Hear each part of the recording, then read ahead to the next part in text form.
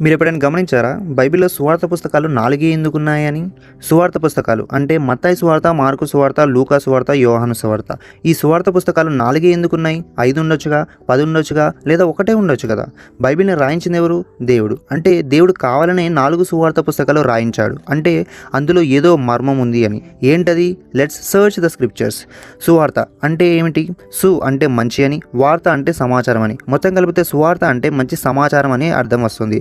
మరి ఏంటి ఆ మంచి సమాచారం అని గమనిస్తే ఈ 4 పుస్తకాల్లో యేసుక్రీస్తు యొక్క జననము, మరణము, పునరుత్థానం గురించి వ్రాయబడింది.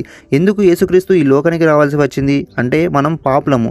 ఆ పాపం వల్ల వచ్చే జీతము మరణము. ఆ మరణము మనల్ని దేవుని నుండి వేరు చేసి నిత్య నరకానికి తీసుకుని వెళ్తుంది. ఆ నరక శిక్షను తప్పించడానికే యేసుక్రీస్తు ఈ లోకానికి వచ్చాడు, మరణించి తిరిగి లేచాడు. ఇది సువార్త. అయితే ఈ సువార్త పుస్తకాలు 4 ఎందుకున్నాయి అని మనం గమనిస్తే బైబిల్లో ఒక్కొక్క నెంబర్కి ఒక్కొక్క అర్థం వస్తుంది. ఫర్ ఎగ్జాంపుల్ 1 అంటే ఐక్యత, 2 అంటే విభజన, 3 అంటే త్రిత్వము, మరి 4 అంటే లోకం అని వస్తుంది.